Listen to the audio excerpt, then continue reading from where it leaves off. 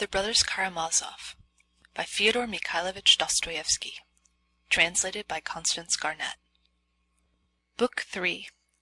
Chapter 11. Another Reputation Ruined. It was not much more than 3/4 of a mile from the town to the monastery. Alyosha walked quickly along the road, at that hour deserted. It was almost night, and too dark to see anything clearly at 30 paces ahead. There were crossroads halfway. A figure came into sight under a solitary willow at the crossroads. As soon as Alyosha reached the crossroads, the figure moved out and rushed at him, shouting savagely, "Your money or your life!" "So it's you, Mitya!" cried Alyosha in surprise, violently startled, however. "Ha ha!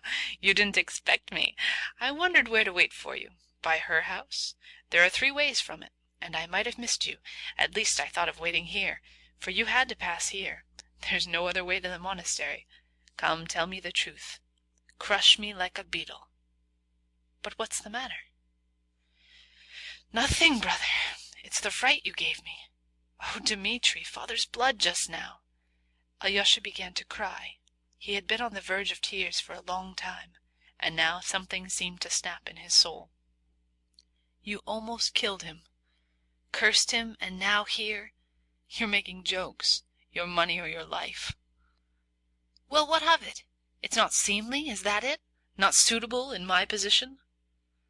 "No, I only—" "Stay, look at the night. You see what a dark night, what clouds, what a wind has risen. I hid here under the willow waiting for you, and as God's above, I suddenly thought, why go on in misery any longer? What is there to wait for? Here I have a willow, a handkerchief, a shirt. I can twist them into a rope in a minute, and braces besides. Why go on burdening the earth, dishonoring it with my vile presence? And then I heard you coming. Heavens, it was as though something flew down to me suddenly. So there is a man, then, whom I love. Here he is, that man, my dear little brother, whom I love more than anyone in the world, the only one I love in the world.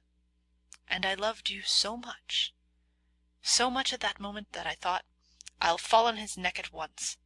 Then a stupid idea struck me, to have a joke with you and scare you. I shouted like a fool, 'Your money!'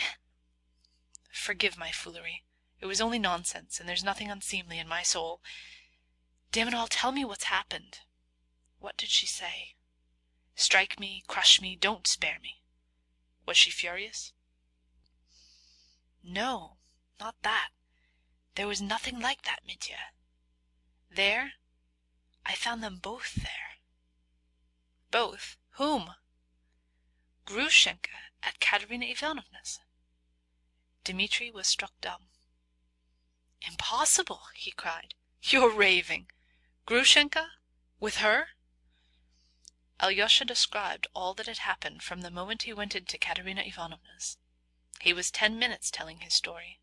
He can't be said to have told it fluently and consecutively, but he seemed to make it clear, not omitting any word or action of significance, and vividly describing, often in one word, his own sensations. Dmitri listened in silence, gazing at him with a terrible fixed stare, but it was clear to Alyosha that he had understood it all, and had grasped every point. But as the story went on, his face became not merely gloomy, but menacing. He scowled, he clenched his teeth, and his fixed stare became still more rigid, more concentrated, more terrible, when suddenly, with incredible rapidity, his wrathful, savage face changed, his tightly compressed lips parted, and Dmitri Fyodorovitch broke into uncontrolled, spontaneous laughter. He literally shook with laughter. For a long time he could not speak. So she wouldn't kiss her hand. So she didn't kiss it. So she ran away. He kept exclaiming with hysterical delight. Insolent delight it might have been called, if it had not been so spontaneous. So the other one called her tigress, and a tigress she is. So she ought to be flogged on a scaffold. Yes, so she ought. That's just what I think. She ought to have been long ago. It's like this, brother. Let her be punished, but I must get better first. I understand the queen of impudence. That's her all over. You saw her all over in that hand-kissing, the she-devil. Ah, she's magnificent in her own line. So she ran home? I'll go. Ah, I'll run to her. Alyosha, don't blame me. I agree that hanging is too good for her. But Katerina Ivanovna, exclaimed Alyosha sorrowfully. I see her too. I see right through her as I've never done before. It's a regular discovery on the 4 continents of the world. That is, of the 5. What a thing to do! That's just like Katya, who was not afraid to face a coarse, unmannerly officer and risk a deadly insult on a generous impulse to save her father. But the pride, the recklessness, the defiance of fate, the unbounded defiance! You say that aunt tried to stop her? That aunt, you know, is overbearing herself. She's the sister of the general's widow in Moscow, and even more stuck up than she. But her husband was caught stealing government money. He lost everything, his estate and all, and the proud wife had to lower her colors and hasn't raised them since. So she tried to prevent Katya, but she wouldn't listen to her. She thinks she can overcome everything, that everything will give way to her. She thought she could bewitch Grushenka if she liked, and she believed it herself. She plays a part to herself, and whose fault is it? Do you think she kissed Grushenka's hand first on purpose, with a motive? No, she really was fascinated by Grushenka. That's to say, not by Grushenka, but by her own dream, her own delusion, because it was her dream, her delusion. Alyosha, darling, how did you escape from them, those women? Did you pick up your Cossack and run?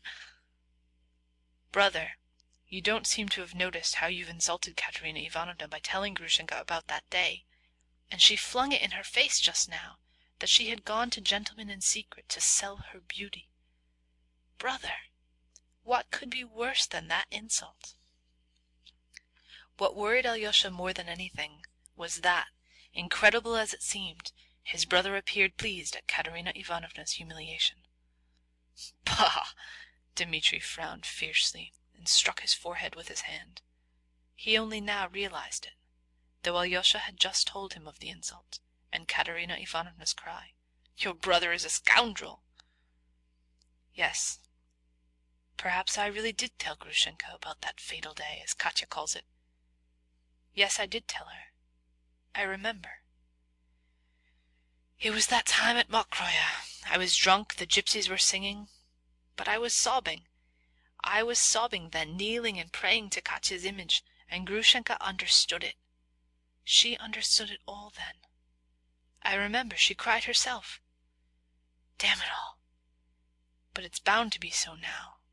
Then she cried, but now the dagger in the heart, that's how women are. He looked down and sank into thought. Yes, I am a scoundrel, a thorough scoundrel, he said suddenly in a gloomy voice. It doesn't matter whether I cried or not, I'm a scoundrel. Tell her I accept the name, if that's any comfort. Come, that's enough. Goodbye. It's no use talking. It's not amusing. You go your way and I mine, and I don't want to see you again except as a last resort. Goodbye, Alexey. He warmly pressed Alyosha's hand and, still looking down, without raising his head, as though tearing himself away, turned rapidly towards the town. Alyosha looked after him, unable to believe he would go away so abruptly. Stay, Alexey, one more confession to you alone, cried Dmitri, suddenly turning back. Look at me.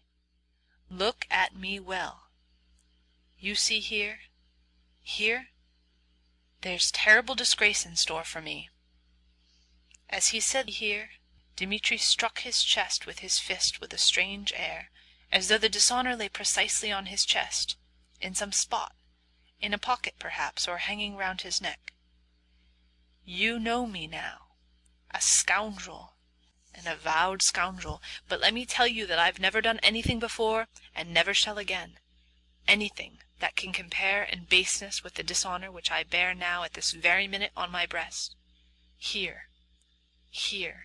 which will come to pass, though I'm perfectly free to stop it.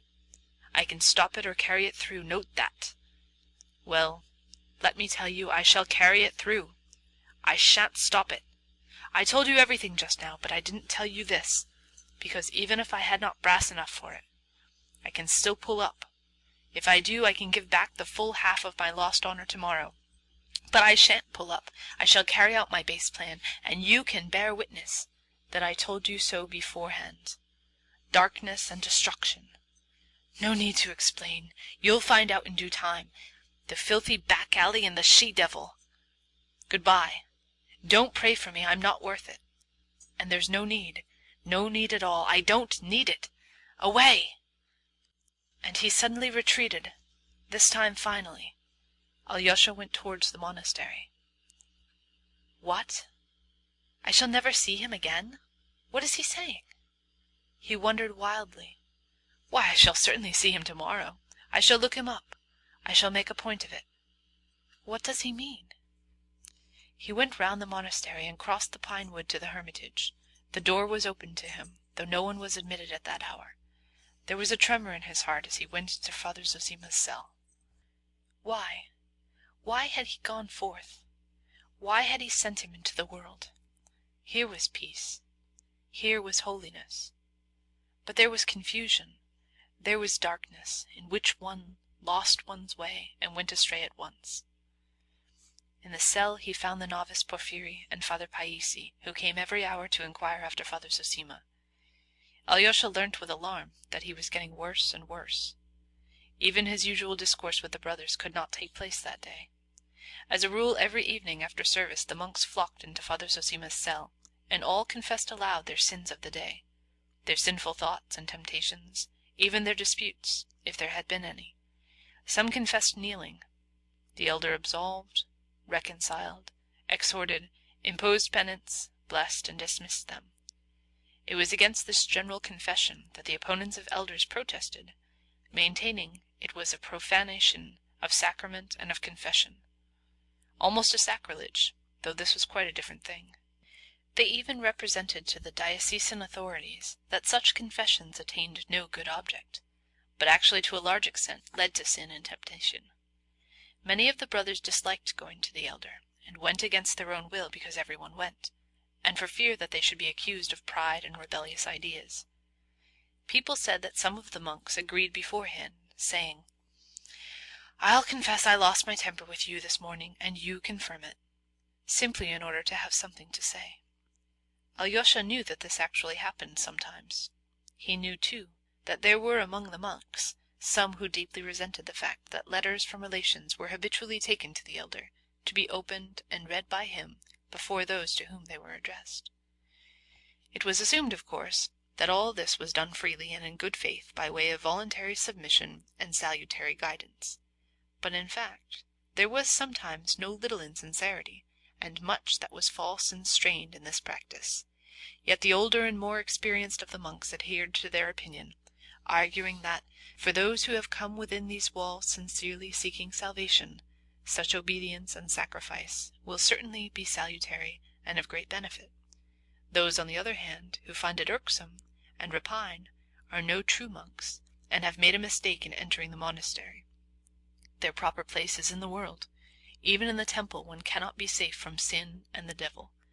So it was no good taking it too much into account. He is weaker. A drowsiness has come over him. Father Païssy whispered to Alyosha as he blessed him. It's difficult to rouse him, and he must not be roused. He waked up for 5 minutes, sent his blessing to the brothers, and begged their prayers for him at night. He intends to take the sacrament again in the morning. He remembered you, Alexei. He asked whether you had gone away, and was told that you were in the town. I blessed him for that work, he said. His place is there, not here, for a while. Those were his words about you. He remembered you lovingly, with anxiety. Do you understand how he honored you? But how is that he had decided that you shall spend some time in the world? He must have foreseen something in your destiny. Understand, Alexei, that if you return to the world, it must be to do the duty laid upon you by your elder, and not for frivolous vanity and worldly pleasures. Father Païssy went out. Alyosha had no doubt that Father Zosima was dying, though he might live another day or two. Alyosha firmly and ardently resolved that in spite of his promises to his father, the Hovlakovs, and Katerina Ivanovna, He would not leave the monastery next day, but would remain with his elder to the end. His heart glowed with love, and he reproached himself bitterly for having been able for one instant to forget him whom he had left in the monastery on his deathbed, and whom he honored above everyone in the world. He went into Father Zosima's bedroom, knelt down, and bowed to the ground before the elder, who slept quietly, without stirring, with regular, hardly audible breathing and a peaceful face. Alyosha returned to the other room where Father Zosima had received his guests in the morning. Taking off his boots, he lay down on the hard, narrow leathern sofa, which he had long used as a bed, bringing nothing but a pillow. The mattress about which his father had shouted to him that morning he had long forgotten to lie on. He took off his cassock, which he used as a covering, but before going to bed he fell on his knees and prayed a long time. In his fervent prayer he did not beseech God to lighten his darkness, but only thirsted for the joyous emotion which always visited his soul after the praise and adoration of which his evening prayer usually consisted. That joy always brought him light, untroubled sleep. As he was praying, he suddenly felt in his pocket the little pink note the servant had handed him as he left Katerina Ivanovna's. He was disturbed, but finished his prayer. Then, after some hesitation, he opened the envelope. In it was a letter to him, signed by Lise, the young daughter of Madame Haflikov, who had laughed at him before the elder in the morning. "Alexey Fyodorovitch," she wrote, "I am writing to you without anyone's knowledge, even mamma's, and I know how wrong it is, but I cannot live without telling you the feeling that has sprung up in my heart, and this no one but us two must know for a time. But how am I to say what I want so much to tell you? Paper, they say, does not blush, but I assure you it's not true, and that it's blushing, just as I am now, all over. Dear Alyosha, I love you. I've loved you from my childhood, since our Moscow days, when you were very different from what you are now, and I shall love you all my life. My heart has chosen you to unite our lives and pass them together till our old age. Of course, on condition that you will leave the monastery. As for our age, we will wait for the time fixed by the law. By that time I shall certainly be quite strong. I shall be walking and dancing. There can be no doubt of that. You see how I've thought of everything. There's only one thing I can't imagine, what you'll think of me when you read this. I'm always laughing and being naughty. I made you angry this morning, but I assure you before I took up my pen, I prayed before the image of the Mother of God, and now I'm praying and almost crying. My secret is in your hands. When you come tomorrow, I don't know how I shall look at you. Ah, Alexey Fyodorovitch, what if I can't restrain myself like a silly and laugh when I look at you as I did today? You'll think I'm a nasty girl making fun of you, and you won't believe my letter.